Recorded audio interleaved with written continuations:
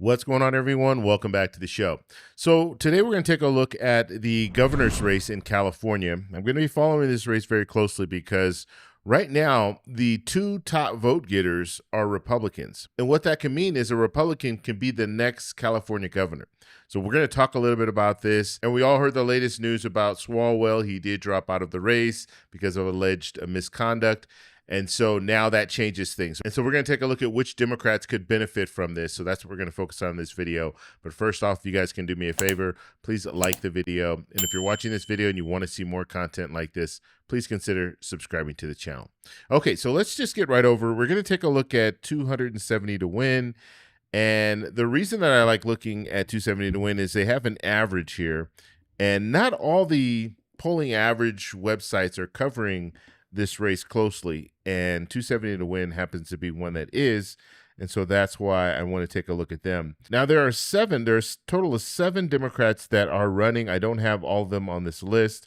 I printed this out as a PDF, so I'm not able to slide over, but over here you have 2 more candidates that are running, and they're less than 3%. Okay, so 3.3% or less.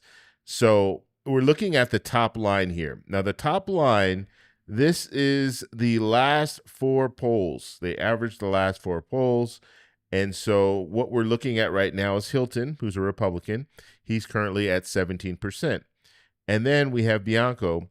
He is a Republican as well. He is at 12%. Now, Swalwell was here at 13.5%, but you see that grayed out because he has dropped out. And so what does that mean for people like Steyer, Porter, Becerra? What is that going to mean for these candidates? And I didn't go all the way down the list because realistically, we have to look at this. We're looking at the averages here.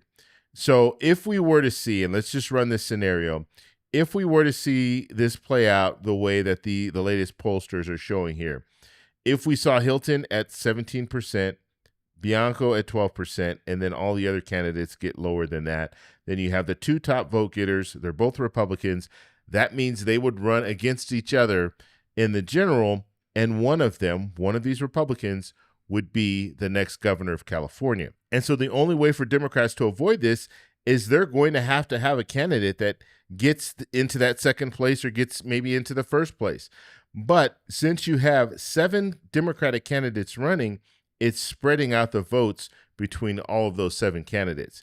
And the Democratic Party has been asking some of these candidates on the lower end to just drop out of the race, because if they don't drop out of the race, now you're going to have people voting for them, and those votes really are going to hurt the top candidates and could potentially mean that we see a Republican governor in California. And so if we're looking at this, we have 13.5% from Swalwell. Where are those votes going to go? Well, realistically, we don't know. But if you're looking at the top vote getters, Steyer and Porter right now, on average, if some of those votes went to, let's say, Steyer, if Steyer got like 5% of those votes, that would put Steyer in second place, and it would put him on the path to becoming the next governor of California. With Porter, same thing. If she gets 5%, that puts her over Bianco, and that puts her in second place. And if, let's say, Steyer doesn't get 5%, Steyer doesn't get as much as Porter does, then that would put her in a situation where she could become the next governor. Or let's say we see a scenario like this. Swalwell's 13.5%.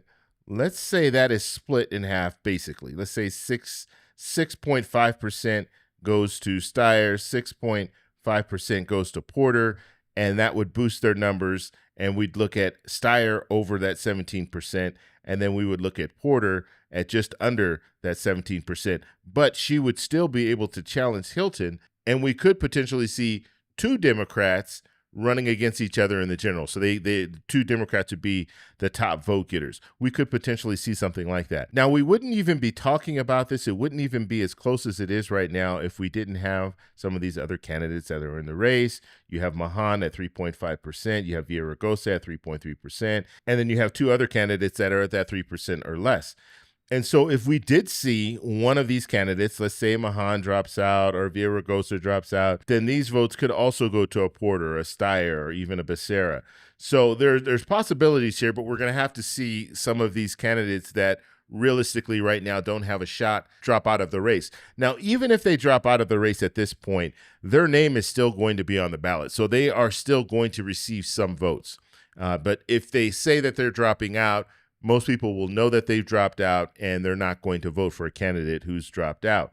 Same thing with Swalwell. Swalwell's name is going to be on the ballot. So you still are going to have some people that will vote for Swalwell, but everyone knows that he dropped out, so most people are not going to vote for him. And so this is where we are right now. And so California could potentially see a Republican governor if we don't see more Democrats drop out.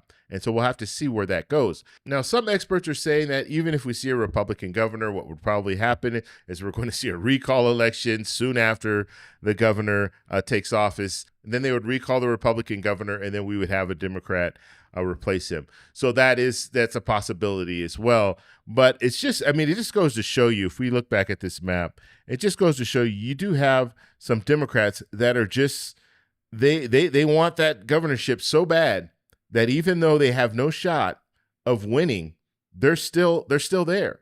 And another thing that we need to see some of the leaders in the Democratic Party choose a candidate, pick a candidate, endorse a candidate. So if we saw an endorsement from Nancy Pelosi, if we saw an endorsement from the current governor, and if we saw some endorsements from some other well-known politicians, maybe that would help when it comes to putting one of these candidates over the line so they could at least get the top two and move forward and potentially challenge Hilton in this race. So we haven't seen that yet. That needs to happen. And so I want to pass it off to you. What do you guys think of this California race? What do you think we're going to see?